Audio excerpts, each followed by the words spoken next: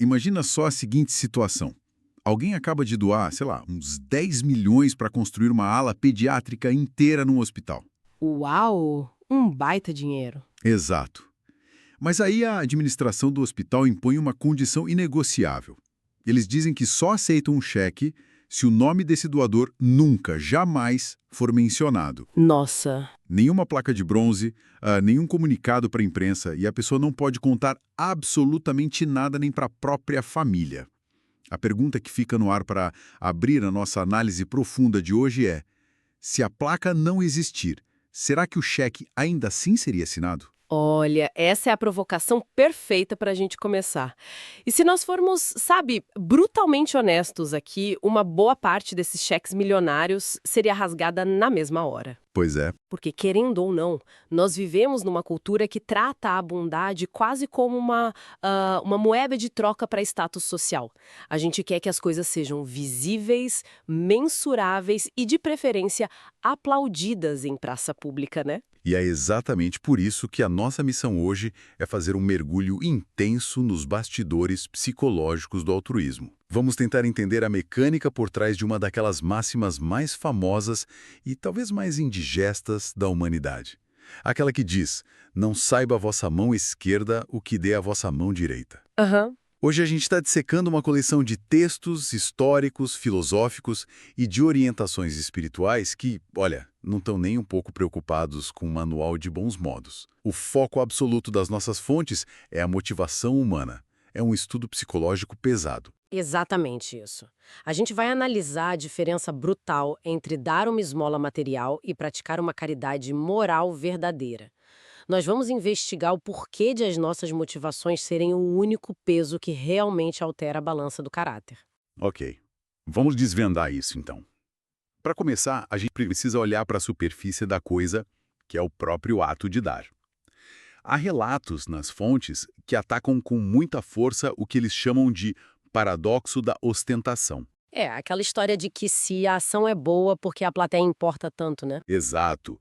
Tem uma passagem clássica de Mateus falando sobre a proibição de tocar trombetas nas sinagogas e nas ruas na hora de dar esmolas.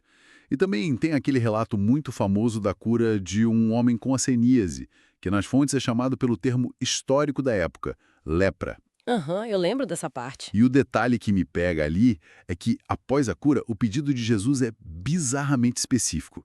Ele diz para o curado não contar a ninguém.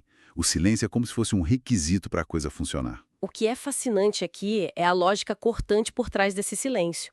Fazer o bem de forma ostensiva, segundo as nossas fontes, significa que a pessoa prefere muito mais o sufrágio dos homens, a aprovação social, do que a aprovação divina. É uma transação comercial. Completamente. Quem busca a própria glorificação já pagou a si mesmo. O texto alerta que todo benefício que humilha quem recebe ou que serve para exaltar quem dá é como uma moeda falsa e sem valor. Nossa, pesado. E tem uma descrição brilhante lá sobre o simulacro da modéstia. Sabe aquela pessoa que esconde a mão que dá, mas toma o cuidado de deixar um pedacinho aparecendo? Ah, sim. Fica olhando em volta para garantir que alguém viu ela fingindo que estava escondendo a ação, é de uma falsidade tremenda. E as lágrimas que são secadas por vaidade não sobem ao céu, elas apenas ulceram o coração de quem está sofrendo. Olha, lendo essa descrição, é impossível não pensar no equivalente moderno disso. A famosa selfie fazendo trabalho voluntário. Nossa, clássico. A pessoa vai pintar um muro, abraça uma criança, tira aquela foto com a legenda do tipo: eu nem gosto de me exibir, mas hoje meu coração transbordou. E tem que ter a lágrima no canto do olho, né? Exato. Mas aqui, deixa eu fazer o papel de advogado do diabo e te desafiar um pouco. Será que a gente não está sendo um pouco purista demais com as fontes? Como assim? Pensa bem, se exibir o bem, mesmo com um pouco de ego, não seria útil para inspirar outras pessoas a fazerem o mesmo? Ou será que a intenção egoísta corrompe totalmente o ato prático? Tipo, o faminto continua alimentado, certo? Pelo lado de quem recebe o pão, sim, a fome cessa, mas os textos são categóricos. Quando a intenção é exibir, a pessoa vira um mero acessório para o ego do benfeitor. A verdadeira generosidade não humilha. E isso nos leva diretamente para o outro lado da moeda. Se a trombeta é falha, como é que se parece a caridade verdadeira na prática? Aqui que a coisa fica realmente interessante, porque ela ocorre nas sombras. Há uma narrativa muito detalhada e rica nas fontes sobre os chamados infortúnios ocultos, e pinta um quadro impressionante dessa dádiva delicada. É o estudo de caso daquela mulher de família abastada, não é? A que vai visitar o sótano? Isso, ela e a filha visitam uma mansarda, que é, sabe, um sótão muito humilde, onde mora uma família em situação de miséria. E os preparativos dessa mulher antes de entrar são absurdos. Conta pra gente. Primeiro, ela troca de roupa. Ela veste trajes super simples para não insultar a miséria daquelas pessoas com o próprio luxo, Nossa, que nível de consciência. né? Segundo, ela não faz nenhuma triagem. Ela não pergunta qual é a religião ou opinião da família. Seja judeu, católico, protestante, todo mundo abençoa a ajuda dela à noite.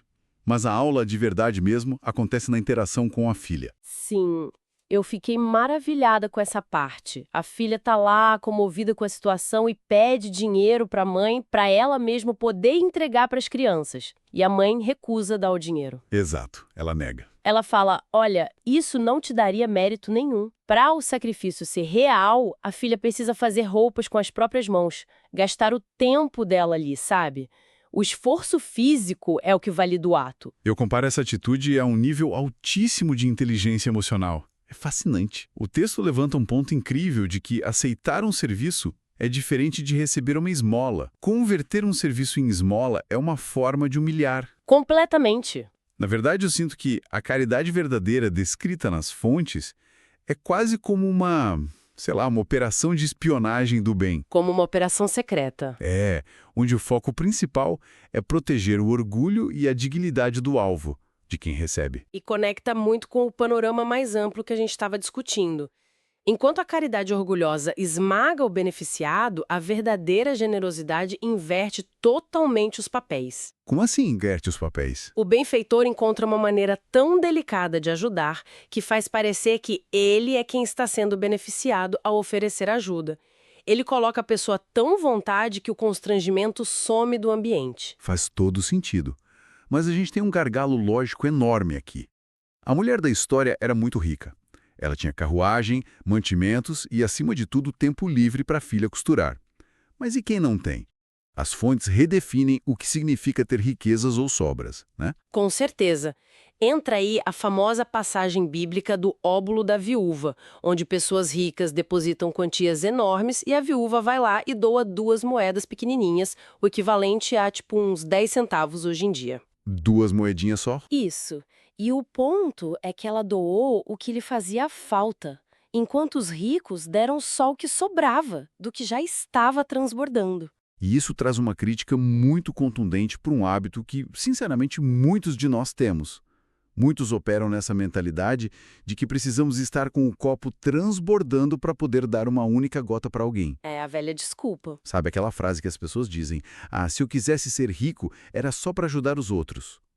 As fontes expõem, de forma implacável, que essa intenção esconde o desejo de gozar do supérfluo primeiro, para só dar aos pobres o que por acaso restar no final. Pois é.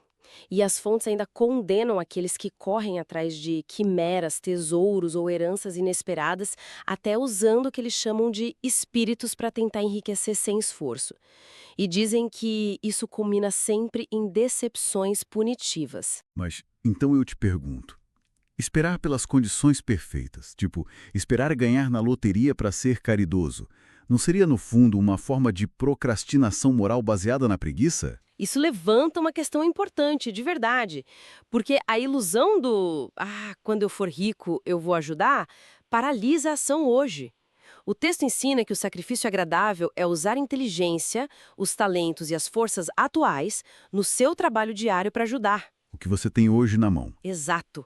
A caridade verdadeira é encontrar o que doar no presente. Se você não tem dinheiro, doa o seu tempo, doa o seu repouso ou só um consolo. Ninguém, mas ninguém mesmo que esteja no gozo das suas faculdades é tão pobre que não possa fazer um esforço útil pelo outro. Então, o que tudo isso significa para quem está escutando a gente? Significa que a gente tem que ir para a forma mais acessível, só que paradoxalmente mais difícil, de doação abordada nas fontes. Aquela que não custa literalmente nenhum centavo. É a caridade moral. Exatamente. Tem as instruções da irmã Rosália que alertam que a caridade moral consiste basicamente em suportarmos uns aos outros. O que, convenhamos, é o que menos se faz nesse mundo. Nossa, com certeza. A gente perde a paciência rápido demais. Ela diz que caridade é saber calar a boca para deixar o tolo falar.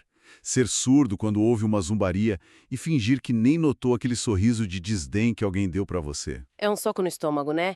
E ainda tem a explicação de um espírito protetor lá nas fontes, que fala sobre a caridade por pensamentos, tipo orar pelos esquecidos, e por palavras, que é dar conselhos a quem tá zedado com a vida. Tem aquela história das mulheres costurando no verão, não tem? Sim, o grupo de mulheres relatado por Carita. Elas se juntam e costuram depressa no calor insuportável do verão para preparar roupas de frio para as crianças, antes que o inverno chegue.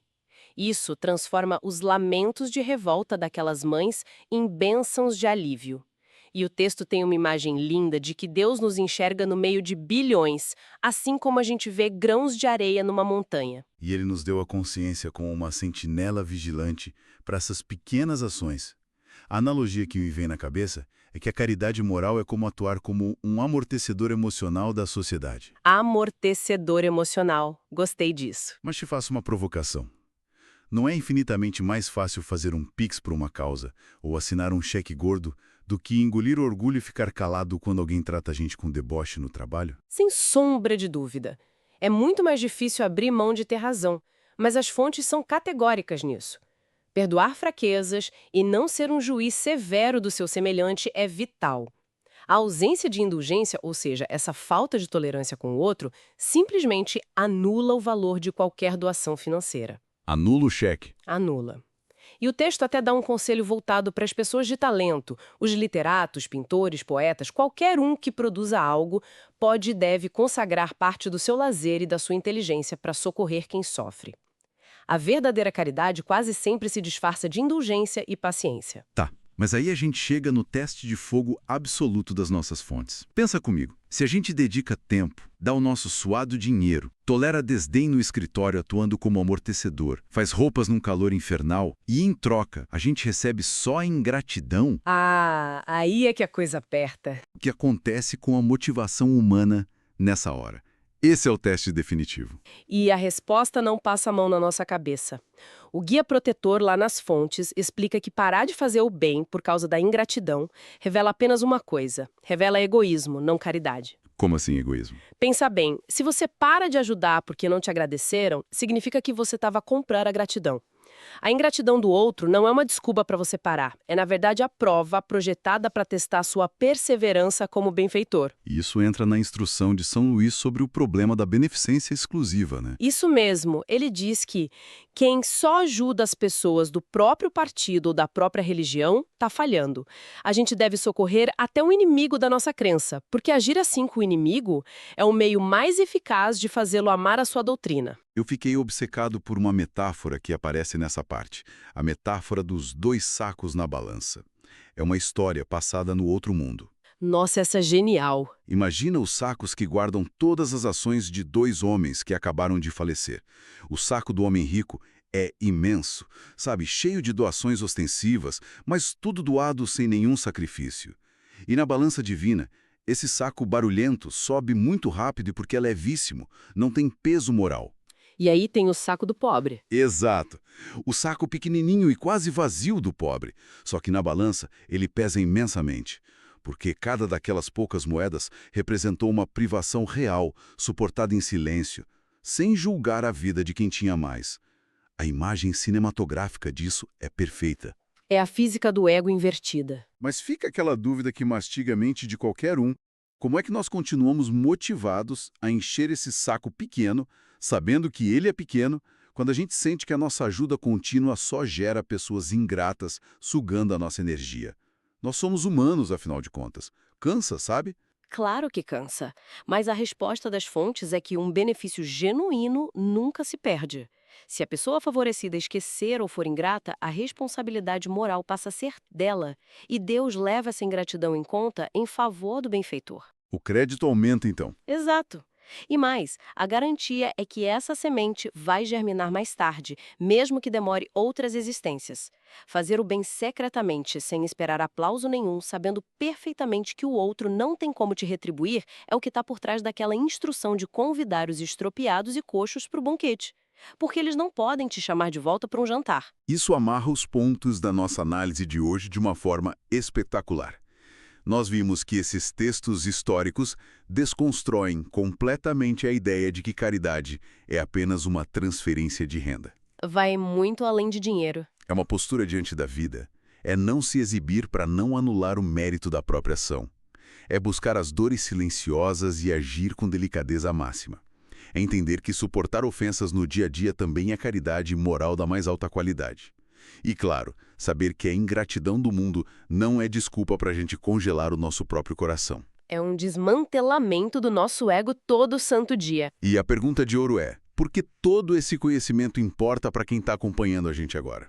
Importa porque arranca das nossas mãos aquele álibi clássico, o famoso "eu não tenho recursos para ajudar". Coloca a bola no nosso campo imediato. Perfeito. Bota a bola no nosso campo. As nossas reações no trânsito caótico, a nossa paciência com aquele parente difícil no almoço de domingo, o silêncio diante de uma ofensa no escritório, tudo isso é o óbolo da viúva sendo depositado num formato de atitude diária. A gente tem a oportunidade de doar o tempo todo. E para encerrar nossa análise profunda, eu quero deixar um pensamento inédito no ar, uma provocação final.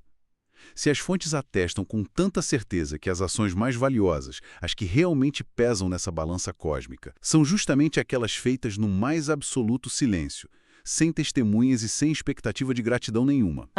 E se essa solidão e esse anonimato, que são tão comuns e dolorosos na vida moderna de hoje, não forem uma maldição de verdade, e se tudo isso for, na verdade, o cenário de treinamento mais perfeito já criado para testar se nós somos capazes de praticar o amor verdadeiro quando absolutamente ninguém está nos olhando. Fica a reflexão para todos.